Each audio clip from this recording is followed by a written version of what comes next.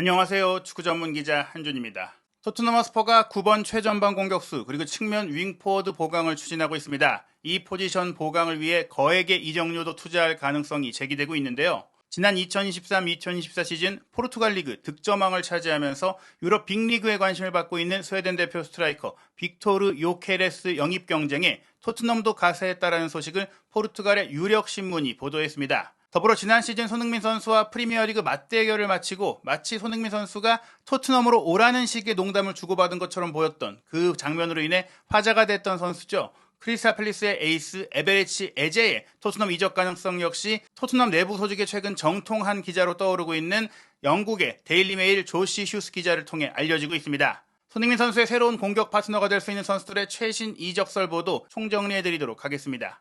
유럽 시간으로 5월 30일에 나온 따끈따끈한 최신 뉴스입니다. 영국 매체 스포츠 위트니스가 포르투갈 신문 코헤이우 다 마냐를 인용해서 보도한 것인데요. 이 코헤이우 다 마냐가 유료 독점 기사를 통해 소개한 내용을 인용한 것입니다. 유료 독점 보도인 만큼 공신력을 갖춘 취재된 내용이라고 볼 수 있겠는데요. 이 보도는 바로 포르투갈 리그 득점왕 요케레스가 토트넘의 영입 타깃이 되었다는 얘기입니다.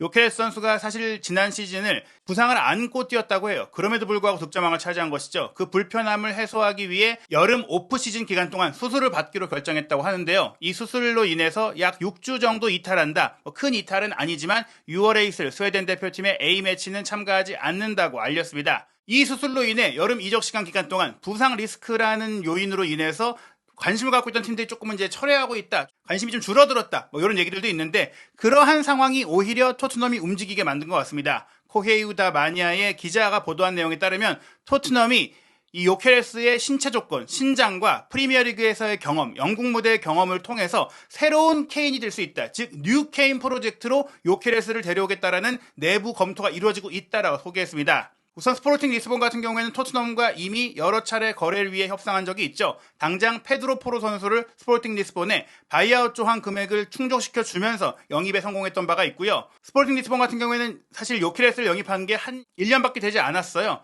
지난해 여름에 잉글랜드 챔피언십 2부 리그에서 마침내 잠재력을 터뜨리기 시작했던 요케레스를 코벤트리 시티로부터 2천만 유로의 무난한 이적료로 영입을 했습니다. 그런데 이 첫 시즌에 50경기를 뛰면서 43득점 15도움이라는 엄청난 활약을 펼치면서 이제는 토트넘이 이 새로운 케인으로 불리는 요케레스를 스포르팅에서 영입하려면 1억 유로가 필요할 것이다. 이런 얘기가 나오고 있어요. 그 이유는 요케레스의 현재 스포르팅 리스본 계약에 책정된 바이아웃 금액이 1억 유로이기 때문입니다. 한국 돈으로 1,495억 원에 달하는 엄청난 금액인데 즉 바이아웃으로 요케레스의 계약을 해지하는 게 아니면 우리는 내보낼 생각이 없다. 우리는 보낼 생각이 없다. 우리는 요케레스와 한 시즌을 더 보내겠다. 이런 의지를 갖고 있다는 거예요. 다만 이제 이 정도 금액을 토트넘이 쓸 수 있느냐가 물음표인데 지난 시즌에 보여줬던 경기력과 활약이라면 충분히 투자할 만하다라는 얘기들이 나오고 있는 겁니다. 다만 무릎 상태에 대한 보증이 필요하다. 즉 이 수술 이후 회복해서 메디컬 테스트를 통과할 정도의 몸 상태가 될 때까지는 협의와 계약이 진행될 수가 없으니까 조금은 시간이 걸릴 수 있는 부분이라고 소개를 한 것인데요.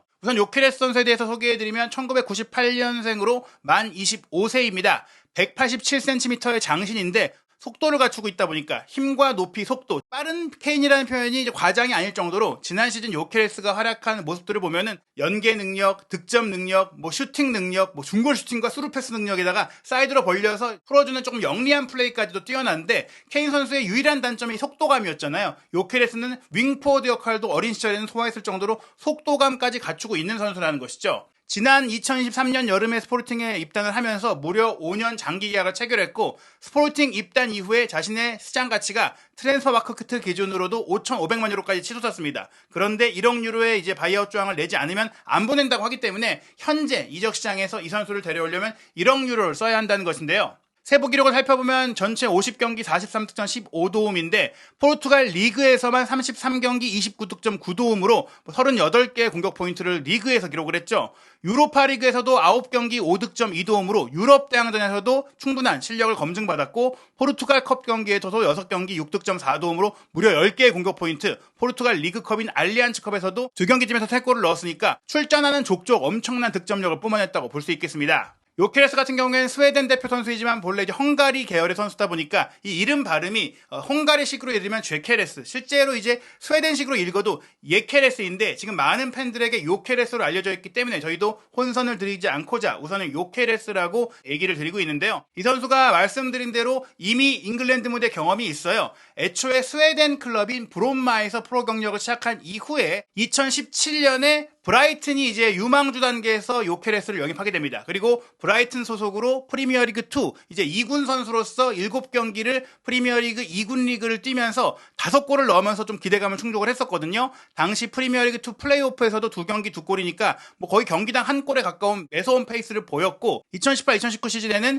1군 선수로서 FA컵 4경기를 뛰기도 했는데 주로 역시 2군 경기를 뛰었습니다. 2군 경기를 19경기 뛰면서 프리미어리그 2 7득점 3도움으로 10개의 공격 포인트를 올렸거든요. 하지만 이제 결국에 1군 팀의 자리를 잡는 것은 좀 어려웠어요. 그러다 보니까 좀 성장을 위해서 2019-2020 시즌에는 독일의 2부 리그인 장크트 파울리로 임대가 돼서 분데스리가 2부 리그 26차례 출전해 7득점 4도움으로 무난한 모습을 보였습니다. 그리고 나서 이제 2020-2021 시즌에는 결국 이제 브라이튼에서 자리를 잡기가 어렵다 보니까 잉글랜드 챔피언십 팀인 스완지 시티로 떠났습니다. 그리고 나서 스완지 시티에서 좀 적응에 애를 먹었어요. 그래서 경쟁에 좀 어려움을 겪다가 코벤트리 시티로 이제 이적을 한 것인데 2020-2021 시즌 후반기에 코벤트리 시티의 주전 선수로 좀 자리를 잡았고 아직 골은 많이 터지지 않았지만 2021-2022 시즌에 마침내 챔피언십 45경기를 코벤트리의 주전 공격수로 뛰면서 17득점 5도움 이제 막 포텐이 터진 겁니다. 스웨덴 리그 29경기 13득점 8도움에 21개의 공격 포인트를 어린 시절에 정말 기록했던 요케레스가 이제 잉글랜드 무대에서 빛을 보기 시작했던 것인데요. 2022-2023 시즌에도 46경기의 챔피언십 경기를 뛰면서 21득점 10도움으로 30개가 넘는 공격 포인트를 올렸고 이 활약을 바탕으로 스포팅 리스본으로 이적을 했는데 스포팅 리스본에서도 이 기세를 이어서 더욱더 큰 활약을 펼친 것이죠. 말씀드린 대로 경력 초기에는 좌우 측면 윙포워드를 보기도 했고 처징 스트라이커를 볼 정도로 패싱력, 창의성 그리고 속도감을 모두 갖추고 있는데 몸이 더 좋아지고 또 잉글랜드 무대를 거치면서 피지컬적인 준비를 하면서 더 강해졌거든요. 그러니까 이제 완전체 공격수가 된 겁니다. 게다가 요케레스 같은 경우에는 현재 스웨덴 대표팀 공격수로도 뛰고 있는데요. 이삭 선수가 부상일 때 특히 최전방 공격수의 역할을 나눠 가지게 되면서 현재까지 20차례 A매치에 출전해서 6골을 기록하고 있는데 가장 최근에 A매치 대회에도 소집이 돼서 최전방 공격수로 선발 출전했을 때 골맛을 봤는데 이 포진도를 보시면 요케레스가 최전방에 가고 이삭이 배후에 이제 쳐져서 비대칭 투톱으로 뛰게 됐거든요. 여기에 오른쪽이 쿨루세프스키, 왼쪽이 엘랑가, 토트넘의 오른쪽 공격을 맡고 있는 쿨루세프스키와 이미 대표팀에서도 함께 근거리에서 호흡을 맞추고 있다는 점입니다. 또 하나 주목할 점은 토트넘이 만약에 요케레스를 데려오게 된다면 스웨덴 대표팀의 커넥션을 구축할 수 있다는 것인데요. 스웨덴 최고의 신성으로 떠오르고 있는 공격형 미드필더 루카스 베리발도 이미 영입을 완료했고 2024-2025 시즌에는 1군 팀과 동행을 하면서 점차 이제 기회를 얻을 것으로 이제 보이는데 요케레스가 최전방 오른쪽에 쿨루세프스키 공격형 미드필더 자리에 베리발이 있다면 3명의 스웨덴 공격수들이 함께 시너지를 낼 수 있는 상황이 될 수 있는 것이죠. 베리발 영입에 이어 요케레스 영입이 추진되는 과정에는 물론 현재 요케레스가 포르투갈 리그에서 뛰고 있는 선수이긴 하지만 북유럽 지역의 스카우트에 정통한 요한 랭 디렉터의 영향력이라고 볼 수 있겠습니다. 덴마크 출신인 요한 랭 디렉터가 북유럽 지역, 덴마크, 스웨덴, 노르웨이 이런 북유럽 지역의 우수한 선수들을 데려올 수 있는 좋은 네트워크와 인연과 그런 메이전트와의 관계를 갖고 있다 보니까 요케레스 선수의 영입 협의에도 좀 유리한 고지를 정할 수 있을 거라는 얘기들이 나오고 있는데요. 다만 현재 토트넘의 최전방 공격수 영입 후보는 많은 선수들이 있어요. 요케레스뿐만 아니라 지난 시즌 슈투트가르트에서 분데스리가 무대 맹활약을 펼쳤던 세루 기라시도 있고 또 프리미어리그 무대에서 맹활약을 펼친 많은 골을 넣었던 솔랑키도 있고 또 브렌트포드를 떠나는 것이 유력해지는 아이반 토니도 있기 때문에 이 선수들 중에 어떤 선수가 또 어떤 팀과 경쟁을 해야 되고 또 어떤 정도의 이적료가 드는지 다각도로 따져봐야 되는 상태입니다. 현재의 퍼포먼스와 기록적인 측면에서는 요케레스가 가장 좀 이제 선호될 수 있다. 무엇보다 케인의 스타일을 갖고 있으면서도 빠른 선수다라는 점은 손흥민 선수의 새로운 공격 파트너로서 최적임자다라고 볼 수 있는 부분이 될 수 있습니다. 말씀드린 스웨덴 커넥션도 분명히 앞으로 토트넘의 새로운 공격진 개편에 큰 도움이 될 수 있겠죠. 그리고 서두에 말씀드린 에제 선수 같은 경우도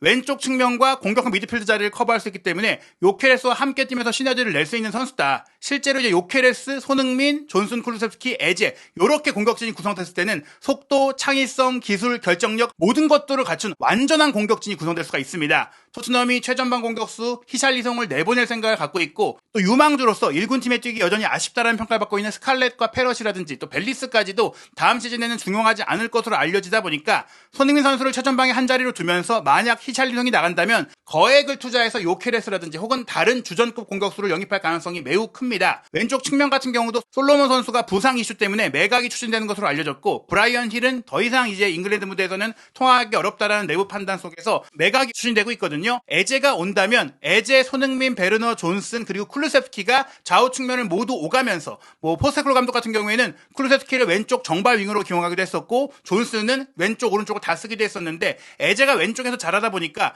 베르너, 존슨, 쿨루셉스키 이런 선수들이 또 오른쪽에서 뛸 수가 있어요. 그리고 손흥민 선수가 에제와 함께 왼쪽 측면에 배치될 수 있는데 손흥민 선수가 최전방으로 뛸 수 있는 그런 옵션도 있기 때문에 에제 왼쪽 손흥민 전방 이렇게도 구성이 될 수가 있고 왼쪽 손흥민 전방 요케레스 에제가 공미를 맞는 그런 옵션도 가능합니다. 에제와 메디슨이 어떻게 보면 서로 치열한 주전 경쟁을 펼치게 될 것이고 베리발이 이제 유망주로서 조금씩 비중이 좀 낮은 경기에 기회를 얻을 것이다라는 얘기들이 나오고 있고요. 미드필드 라인에는 지난해 여름부터 갤러거 선수를 데려오고 싶다라는 얘기들이 계속 나오고 있는데 경쟁이 조금 필요한 상황이라고 봐야 될 것 같고 비수마 벤탄쿠르의 자리도 비수마가 이제 아무래도 후반기에 너무 아쉬운 모습들을 보였고 벤탄쿠르도 부상 복귀 이후에 컨디션 이슈가 있다 보니까 셀틱에서 포스테클로 감독이 영입을 했었고 또 중용했었던 오라일리 선수를 데려올 수 있다는 얘기들도 나오고 있습니다. 좌우 풀백 포지션에 세센용, 레길론, 로얄 스펜스가 이제 정리 대상으로 올랐기 때문에 풀백도 커버가 필요한데요. 일단 데이비스가 남을 가능성이 크다 보니까 데이비스가 있는 왼쪽 측면 수비 같은 경우에는 시급하진 않지만 오른쪽에 로얄과 스펜스를 모두 정리하게 된다면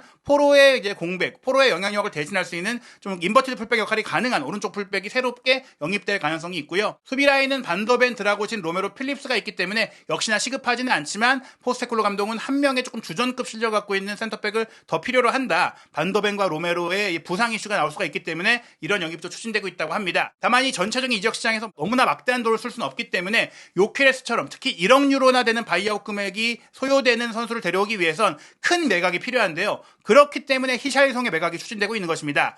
6천만 유로를 투자해서 영입했던 히샬리송이 사실은 그 몸값만큼의 가치를 하지 못했는데요. 그래도 2023-2024 시즌에는 두 자릿수 득점을 올리기도 했고 가능성과 잠재력을 보였기 때문에 여전히 원하는 팀이 있을 것이다. 특히 사우디아라비아에서 거액의 제한이 있는 것으로 알려지고 있는데 히샬리송 본인이 현재 브라질에서 휴가를 보내면서 나는 잉글랜드를 떠나지 않을 것이다. 계속해서 이제 최고의 무대에서 뛸 것이다. 이런 의지를 밝혔거든요. 그럼에도 불구하고 이제 토트넘의 담당 기자인 이브닝 스탠다드의 댄 킬패트릭 기자는 히샬리송의 개인적인 생각과 관계없이 토트넘은 히샬리송에 대한 오퍼를 들을 것이다. 적절한 제안이 온다면 보낼 것이다라는 내부 반응을 전했습니다. 다만 토트넘 사정에 정통한 에이전트죠. 폴 오키프의 정보에 따르면 요케레스가 토트넘의 영입 리스트 공격수 옵션 중에 한 명인 건 맞지만 히샬리송 같은 정말 큰 거액의 이적료를 확보할 수 있는 회수할 수 있는 매각이 되지 않는 한 이루어지기 어렵다라고 얘기를 했어요. 그런 상황이라면 히샬리송이 남는 상황이 된다면 결국에는 가성비 영입을 할 수밖에 없는데 슈투트가르트의 기라시 같은 경우에는 물론 슈투트가르트가 챔피언스리그에 나가기 때문에 슈투트가르트의 잔류를 선택할 수도 있겠지만 이 선수가 프리미어리그 진출에 대한 의지를 발휘한다면 충분히 이적이 가능한 상태입니다. 기라시 역시 지난 시즌의 활약을 통해서 시장 가치가 4천만 유로까지 올라왔고 또 나이적으로 봤을 때도 요케레스보다 2살 정도밖에 많지 않기 때문에 아직 충분히 많이 뛸 수 있는 나이다 보니까 이 선수도 영입 대상이 될 수 있거든요. 두 선수의 실제 지난 시즌 세부 기록을 비교해 봤을 때도 기라시가 오히려 공중볼 경합에서는 더 뛰어난 기록을 보이기도 했고 더 많이 공을 잡았고 또 이제 페널티킥 없이 모든 골을 넣었고 기대 득점값 그러니까 좋은 위치를 차지했던 능력도 더 뛰어났다고 볼 수 있고 패스 연결도 많이 했기 때문에 전반적인 기록에 있어서 공격 액션 측면 즉 요케레스가 측면으로 움직이고 많이 벌려 움직이면서 공격 다방면에서 기여했던 것과 달리 9번 공격수 전방에 이제 문전에서의 해결하는 이런 플레이에 있어서는 기라시도 충분히 모습을 보여줬거든요. 말씀드린 대로 풍부한 움직임, 케인 같은 플레이는 요케레스가 보여주지만 기라시는 그런 케인처럼 플레이할 수는 없지만 9번 전방 공격수로서 타겟터로서의 역할은 충분히 해낼 수 있고 무엇보다 1억 유로의 이적료가 드는 요케레스와 달리 기라시 같은 경우에는 1750만 유로에 불과한 아주 낮은 바이아웃이 설정되어 있다 보니까 기라시가 가성비 영입이 될 수 있다는 겁니다. 즉 정리해드리면 히샬리송을 매각할 수 있어야만 요케레스 영입이 추진될 수 있고 히샬리송이 남는 상황이 된다면 사실 기라시가 현재 영입 후보 중에서는 가장 저렴한 이적료로 영입할 수 있는 선수이기 때문에 현실적인 옵션이라는 것이죠. 과연 올 여름 이적 시장에 히샬리송이 나가고 거액의 투자가 가능할지를 지켜봐야 될 것 같은데요. 이러한 가운데 에제 선수 영입이 추진되고 있는 것은 데일리메일의 조시 휴스 기자가 요한 랭 디렉터와 좀 관계가 있는 것으로 알려졌어요. 그러다 보니까 요한 랭 디렉터가 부임한 이후에 이 조시 휴스 기자가 토트넘에 대해서 이제 공신력 있는 기사를 많이 내놓고 있다라는 이제 얘기가 나오고 있습니다. 그러한 과정 속에 이미 저희가 이전에도 소개해드렸지만 크리스탈 팰리스의 에제를 영입하기 위해 토트넘의 이제 구단 측에서 토트넘의 경기에 에제의 가족들을 초청을 했다. 바로 아스날과의 경기 때였죠. 그때 초청을 해서 여러 가지 이제 VIP 박스에서 대접을 했다는 얘기들이 있는데 또 하나 주목할 만한 부분이 에제 선수의 에이전시가 CAA 베이스라는 거예요. 바로 CAA 베이스는 손흥민 선수의 에이전트이기도 하고 메디슨의 에이전트이기도 하고 히샬리송의 에이전트이기도 합니다. 즉 토트넘과 아주 막역한 관계인 에이전트가 맡고 있는 선수다 보니까 충분히 유리하게 원활하게 협상이 될 수 있다는 것이죠. 게다가 에제 선수 역시 바이아웃 조항이 있다고 알려졌어요. 기브미 스포츠가 공신력이 높은 매체는 아니지만 익스클루시브, 독점이라는 이제 소개를 하면서 보도하는 내용은 취재된 내용이고 조금은 공신력이 있는 내용인데요. 지금 크리스탈 팰리스가 지난 시즌 후반기 특히 글라스너 감독 부임 이후에 굉장히 좋은 경기력을 보이면서 게히, 올리세, 와튼, 마테타, 에제까지 많은 핵심 선수들의 이적설이 나오고 있지만 기본적인 생각은 지키겠다는 거라고 합니다. 여러 선수들이 이제 물망에 오르고 있는데 에제의 계약에 6천만 파운드의 바이아웃 조항이 있는 것이 알려지고 있어요. 그런 상황이라면 토트넘이 정말 원할 경우 6천만 파운드를 지르고 선수 개인만 설득을 하면 충분히 데려올 수 있다는 것이죠. 다만 첼시도 이제 에제를 원하고 있다는 얘기들이 나오다 보니까 요케레스도 마찬가지예요. 첼시도 요케레스를 원한다는 얘기가 나오고 있거든요. 토트넘과 첼시가 요케레스 그리고 이제 에제의 영입을 위해 경쟁하고 있는데 만약 토트넘이 에제를 데려가게 된다면 아마 첼시는 요케레스 쪽으로 힘을 썼지 않을까. 토트넘은 사실 자금적으로 지금 히샬리송을 팔지 못한다면 요케레스를 영입하기가 어렵고 첼시가 오히려 최전방 공격수의 결정력 측면에 있어서는 잭슨이 있기는 하지만 조금 더 시급한 상황이라고 볼 수 있을 때 여름 이적 시장에 토트넘과 첼시가 여러 이제 선수 영입 포지션 경쟁에서 얽히게 될 것 같다. 이렇게 볼 수가 있겠습니다. 만약 이상적인 영입이 다 이루어진다면 최전방 요케레스, 왼쪽 손흥민, 오른쪽에 존슨, 그리고 공미 자리에 에제가 뛰는 형태가 되지 않을까 싶은데요. 미드필드 라인을 에제, 갤러거, 오라일리로 아예 새롭게 구성해서 활동력과 이제 공 다루는 기술, 즉 포스테코글루 감독의 축구에 적합한 전방 압박과 공격 창의성을 갖춘 그런 날카롭고 빠른 선수들로 이제 공격이 구성될 수가 있는 겁니다. 쿠르세스키 선수 같은 경우에 아직 젊은 선수이고 오른쪽 측면과 중앙 공격 미드필더, 왼쪽 정발 윙어 이 역할을 모두 맡겨보면서 최적의 위치를 찾는 형태로 이제 프리시즌과 다음 시즌이 진행될 것 같은데요. 토트넘이 사실 굉장히 깐깐하게 자금을 집행하는 팀이기 때문에 이런 대형 영입, 거액 영입을 할 수 있겠느냐라는 많은 의구심들이 있지만 다음 시즌 정말 역대급 유로파리그와 역대급 챔피언스리그가 열리고 또 다음 시즌에만큼은 현재 영국 언론에서도 나오지만 유로파리그 우승을 토트넘이 노릴 것이고 또 챔피언스리그를 그 다음 시즌은 꼭 나가기 위해서 투자를 할 것이라는 얘기들이 나오고 있습니다. 다른 어떤 프리미어리그 팀들보다도 재정적인 안정성을 갖추고 있는 토트넘이고 신축 구장을 통해서 축구 외적인 수입도 굉장히 많다 보니까 투자 여력이 충분히 있는 팀이라는 얘기들이 나오고 있는데요. 과연 토트넘이 손흥민 선수의 전성기에 타이틀을 들고 또 챔피언스리그에 나갈 수 있는 그런 동료들을 데려오는 데 성공할 수 있을지 한준TV와 함께 올 여름 이적 시장의 최신 소식과 현지 보도 내용들, 팩트체크, 독점 정보까지 확인하시기 바랍니다.